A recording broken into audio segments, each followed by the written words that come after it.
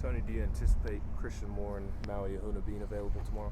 I think so. I think you're at the time of year where no one is 100%, but then how far depleted do you get?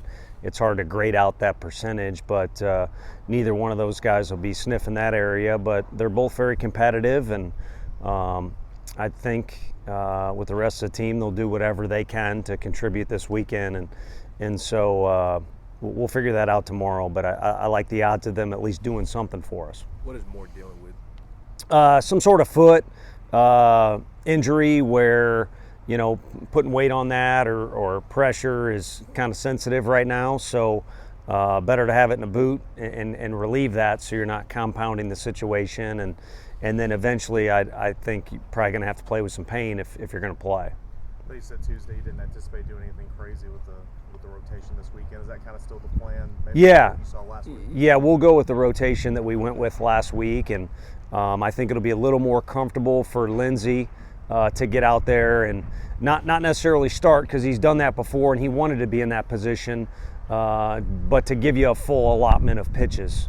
Obviously, we would like to play a little better defense, or maybe he would like to make a different pitch or something like that. But it looked like for a while there, it might be a deal where you got to rip the ball out of the guy's hand. He's saying, I can go. And as a coaching staff, you got to have a little bit of restraint there on the pitch count. But I think that's kind of gone out the window now that this will be the second time around. And then maybe the other two guys are aided in their preparation by, they kind of had an idea that's what they would do. But I'm sure with the conversations about our team and, trying to either do this or that, there was a lot of chatter, and maybe that chatter gets drowned out this weekend. And each of those guys knows what day they're throwing, and they prepare the way they want and then go out there and compete the way they're capable of. How was Burns kind of taken to that new role in the bullpen? I think starting with last year, if you remember, in particular, the Kentucky was on fire at the SEC tournament, and he and Beam basically kind of split the game, and he came out of the bullpen and threw really well for us and did it on other occasions too. I think he's handled it well. I think it's brought a little bit of sense of relaxation to him, whether it be outside influences, maybe even us, maybe himself putting extra pressure on himself to be perfect because his stuff is so good. Probably let him down a little bit of a path he didn't want to go. And so to have a chance to reset, not really a timeout because he threw a pretty good amount of pitches for us last week, but just have a little change of scenery and almost kind of start the second half of the season with a new narrative to it, I think was probably a positive for him. And he's been more relaxed than I've seen, and also hard to argue he didn't throw the ball as well as he has thrown it this year down there in Fayetteville, over there in Fayetteville, whatever you say. Could you see him being used multiple times this weekend? I know you said that last week. Yeah, last week, I made a comment, once it got to game 2, we were probably looking at a one-shot deal since it was his first day out of the bullpen. We'll see how he feels today, what day he wants to be available on, kind of have a conversation with him, and then I think because he's so well-conditioned, the one thing we did up there to start the year, a conditioning challenge in the football indoor, he blew everybody out of the water. So the guy's gone to great lengths to take very good care of himself and his arm. So I think if 2 times is needed, he'd be up to the task. What's the challenge for Maui, kind of balancing playing through some pain but not trying to give it a go if he's not a net positive? Yeah, you don't want to go 2 steps forward, 1 step back, but I think with kind of what he's dealing with, there's a good chance that doesn't go away. So picking when you want to go full speed, taking extra care as it relates to mobility or warm-up stuff. These days, these guys do all kinds of things. I don't even know what the exercises are compared to what we did back in the day. I guess I can say back in the day now.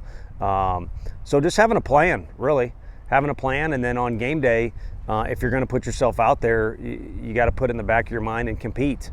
And I think we also have to have realistic expectations that there might be 1 or 2 things that pop up that normally he would do, but can't necessarily do in those situations. Correct me if I'm wrong, but it felt like you all were treating Lindsey like an opener last week. And do you think with the way that he pitched, he's maybe now more viewed as a starter than an opener?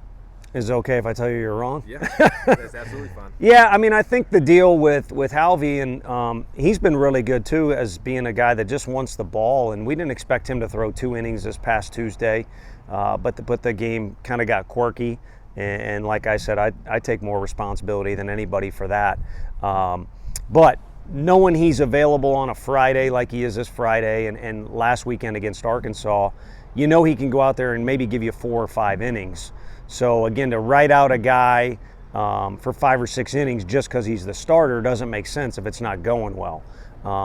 For Lindsey, really, I think we could have kept him in the game, but because we thought they'd bunt in that situation, it was a left-handed hitter, I think 2 lefties in a row or maybe a switchy. We felt good about the matchup with Kirby. Maybe if Lindsey was a better outfielder, we could have pulled the Joyce move and brought Kirby in and then put him back out there. So, again, a guy, if you look at him, he's real physical. He's a reliever that could throw all 3 days in a row for us, but now he's starting. So his arm is built up the way it needs to be to pitch as long as he and we see fit. You spoke on this a little bit before throughout the season, but especially this weekend with all these lefties coming, what's that balance in trying to be balanced in the order, but also get your best bats in the lineup? Yeah, I think, all year long we've kind of been toying with what's kind of the best order and also the best group, and part of that is who's healthiest. And then sometimes guys go through different parts of the year where they're maybe swinging it better than they did or not as well as before. But, we're kind of at the end of the year where you got to just do it. And, that goes for the coaching staff as well. We'll go with the guys that we think are the best guys regardless. Maybe there's a spot in the order where you do, go a little more specific to the matchup. But our guys, need to understand that every pitcher, regardless of what arm he's throwing with, I think we even got a guy in the league that throws with both. There's a way to attack each guy. And step 1 to that is being the best version of you. And then step 2 is in this league or any league where you see great arms, having the wherewithal to understand there's a way to approach this particular pitcher on the mound. So I think that kind of precedes or takes precedent, I should say, over all that. I know you're not really one to look so far ahead in the future, but is there any sense of pressure now that you're halfway through SEC season with possibly missing out on the postseason?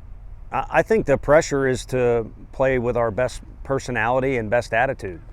And that needs to be defined by what are, and when I say are, I mean, it's time of year where it kind of, they need to decide as much as the coaches. Of course, we got to, do our job, but what's our best personality and how do we want to approach things? You know what I'm saying? And then the thing that to me is exciting, if you just look at league play, because if you want to kind of go off of where we're at in the schedule, Tuesday wasn't so good. But if you want to get excited about the fact that there's just as many weekends left in the SEC as we have played. Unfortunately, we start all that off, and by that I mean the second half here at home in Lindsey Nelson Stadium. And I think there's a little bit of drizzle for Saturday, but otherwise I don't see any weather that would discourage people from coming out and being rowdy. You said on Tuesday that it's kind of the time of year to find your guys and roll with it. Just how hard is it to find a select number of guys when there's been kind of a lot of balance in production? Yeah, I think that comes with youth, and I've seen teams before, that are real young at the start of the year. There's just one that sticks out of my mind where there's 5 freshmen. It was a heralded freshman class, is like 15 years ago. It wasn't a program I was a part of. And you saw that team in the Big 12 tournament. They were a totally different team, not because of different personnel, but because of repetitions and lessons learned added up. So we do have some guys with experience, but there's a lot of guys who have not started a full year or played a full year of college baseball, much less SEC baseball. So you'd like to think as experience tallies up and reps add up, that the play will improve as well. What stands out about Vanderbilt, and then also I imagine with them being the rival that kind of everybody circles, emotions will be even higher than it typically is during SEC play. You kind of excited, given where you all are, to see how your team responds within that moment? Again, my biggest level of excitement is you got the second half of the season in the league, and kind of the old, how do you eat a big old steak or an elephant, which I don't know why anyone would eat. Maybe people do eat elephant. one bite at a time. And so let's focus on the game that is here Friday. Normally you look at stuff maybe with an extra narrative. Again, with this group, make a decision on what you want your personality and your attitude to be, and it needs to revolve around the program's strengths and history and things like that, but it also needs to adhere to who are the personalities that are currently in the locker room and that'll take the ball on Friday or be in the lineup on Friday. So that to me is the bigger theme. And if you ask most of these SEC teams, my first year in the league was obviously with Arkansas. It's like, who's the rivalry?